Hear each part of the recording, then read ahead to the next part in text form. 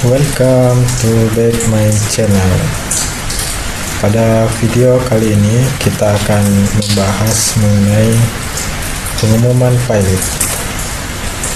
Apakah putusan pilot itu harus diumumkan ataukah dia secara otomatis bisa dijalankan proses-proses kepilotan tanpa harus diumumkan? Putusan pilot itu wajib diumumkan oleh kurator sejak putusan pilot diterima oleh kurator. Nah, selain pengumuman mengenai keadaan pilot atau pengumuman mengenai putusan pilot, pengumuman tersebut juga memuat mengenai undangan untuk menghadiri rapat-rapat kreditor. Nah, undangan ini terutama ditujukan kepada para kreditor dari debitor pilot, di mana undangan tersebut untuk menghadiri rapat-rapat kreditor juga untuk para kreditor mendaftarkan tagihannya kepada kurator.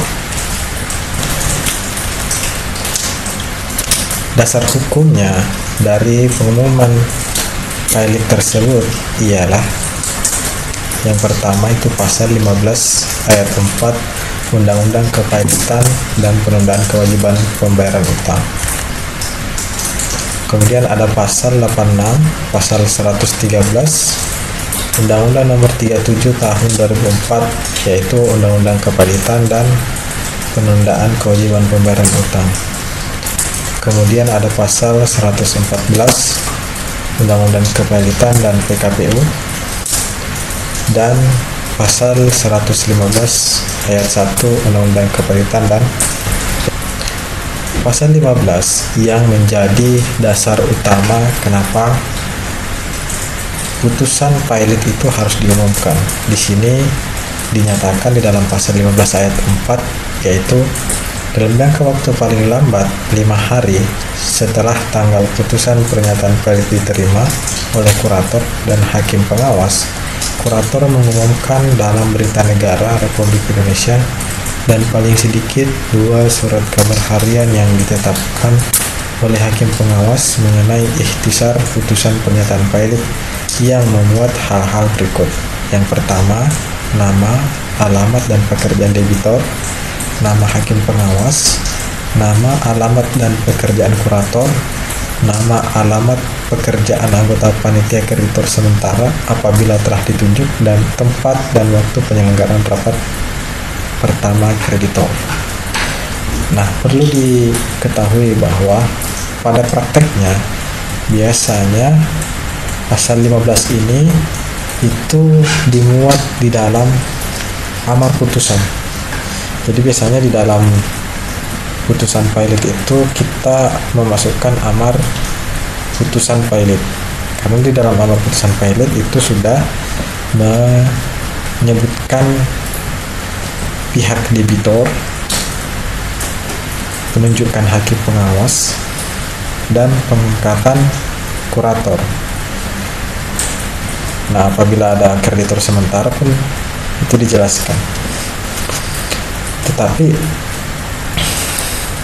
di dalam prakteknya jarang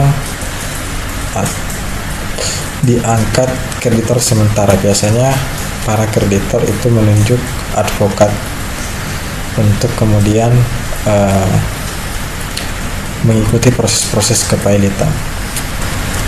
Kemudian dasar yang kedua itu pasal 86 ayat 3 Undang-Undang Kepilotan PKPU yang menyatakan dalam jangka waktu paling lambat 5 hari setelah putusan pernyataan pilot diterima oleh kurator dan hakim pengawas, kurator wajib memberitahukan penyelenggaraan rapat kreditor sebagaimana dimaksud pada ayat 2 kepada kreditor yang dikenal dengan surat tercatat atau melalui kurir dan dengan iklan paling sedikit 2 surat kabar harian dan dengan memperhatikan ketentuan sebagaimana dimaksud dalam pasal 15 ayat 1. Jadi di sini yang menjadi dasar bahwa pengumuman pilot itu juga harus memuat undangan mengenai rapat-rapat kreditor.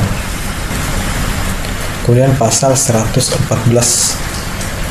juga menyatakan kurator paling lambat 5 hari setelah penetapan sebagaimana dimaksud dalam pasal 113 wajib memberitahukan penetapan tersebut kepada semua kreditor yang alamatnya diketahui dengan surat dan mengumumkannya paling sedikit 2 surat kabar harian sebagaimana dalam pasal 15 ayat 4. Jadi dari beberapa pasal ini memang yang menjadi dasar utama adalah pasal 15 ayat 4.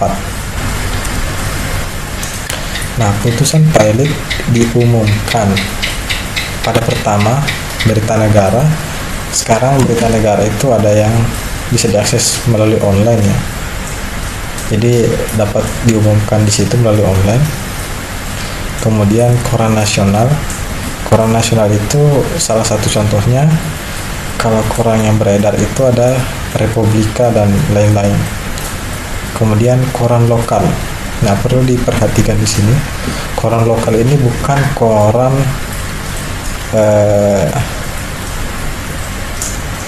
koran di kediaman atau tempat kedudukan pengadilan niaga, tapi tempat kedudukan debitur. Misalkan pengadilan niaga Semarang.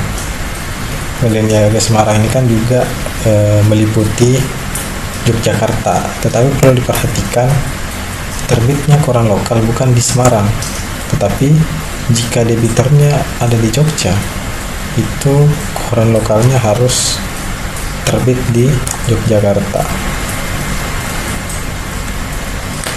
Mungkin sekian dari penjelasan singkat mengenai pengumuman pilot dengan dasar-dasar hukumnya.